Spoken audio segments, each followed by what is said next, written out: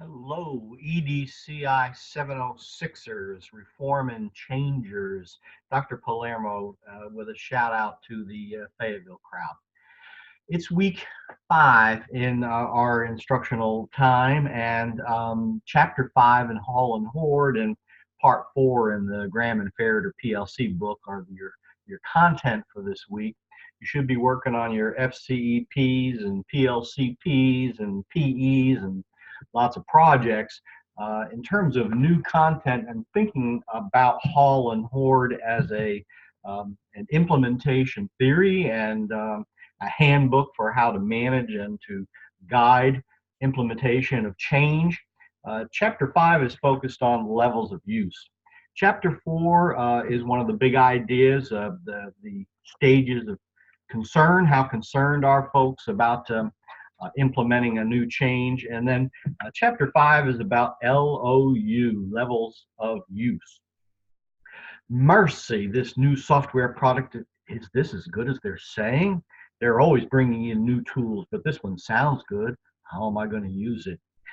They try to make things real, but think about it in terms of your schools. And if you want an example, think again in terms of the implementation of this iStation instead of M-Class, a brand new statewide reading program in elementary schools and in the public schools in North Carolina.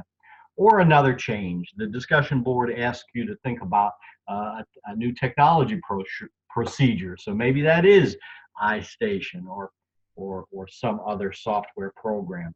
But when you're supposed to be implementing something school-wide, you want to know how concerned are people about it, and then how much are they using it, or how is it being phased in. It takes years, months and years sometimes to implement a big new change in a school. Where are teachers in the stages of implementation? It can be from non-use, and there are 2 stages of non-use or orientation. There are about 6 or 7 stages in total. Mechanical use, after folks get started on something, sometimes they're just using it mechanically. Again, when I think about Power School and the way I saw something very concrete rolled out, some folks were just using it mechanically at first, and then they become more routine.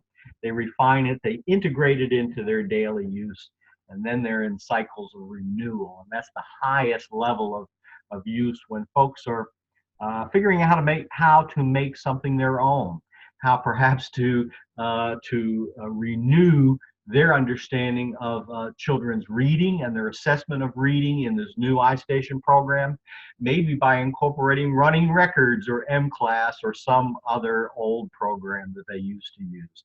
And that would be at the highest levels of use. So how do you find out what folks are doing in their buildings? Well, maybe this is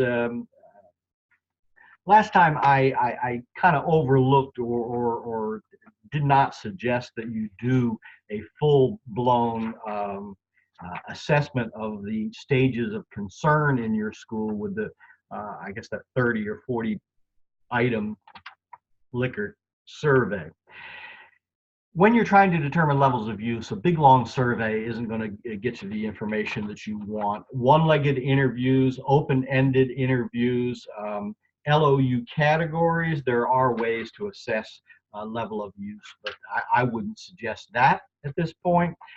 Please read this chapter, reflect a little bit about levels of use, and then respond to the discussion board, either using a new technology procedure or process or some other change like iStation that you've seen happening in your school. How would you assess levels of use, and how might that be helpful to you? So think about using Hall and Horde. Again, I've read good dissertations that incorporated Hall and Horde as the theory. How well did folks do at implementing this new theory as measured by Hall and Horde? Good, validated, reliable tool to use. In the, remember that moving schools, the process or the tool that most of us are thinking about when we're trying to improve our schools is working with small groups of teachers in PLCs. Call them PLCs, PLTs, data teams, whatever you want to call them. When we work together in collaboration, we get more done. That's the big theory behind PLCs, and I don't think we're really going to go back to individual teachers working individually in isolation in their classroom. I believe that some form of collaboration with grade level, subject area, some teams of teachers will be the way we work going forward. So, how do you lead that again? Well, Graham and Fair have some ideas. And again, this book is divided into the 4 seasons. It's now springtime.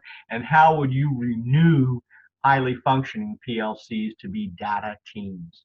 So, the chapters in section 4 are about data teams, action research, practicing continuous renewal uh, through our PLCs.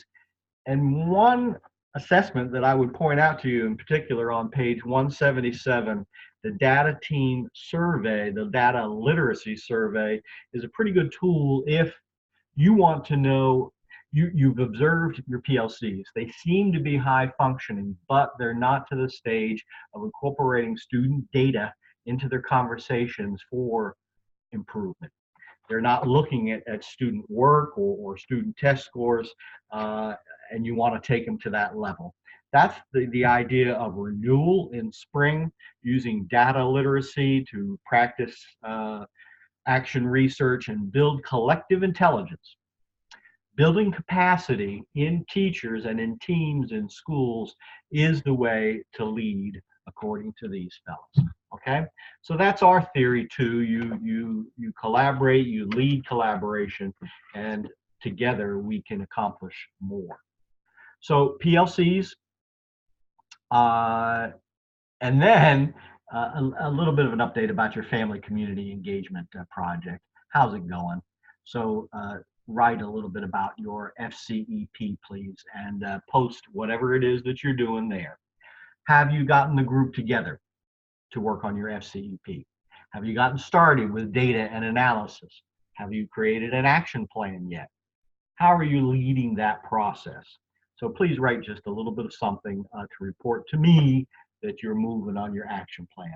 You do not need to respond to another with that. I'd like to hear how your FCEP is going.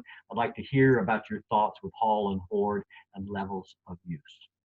2 dialogue posts this week, and work on those PLCPs, work on those FCEPs, work on that PE.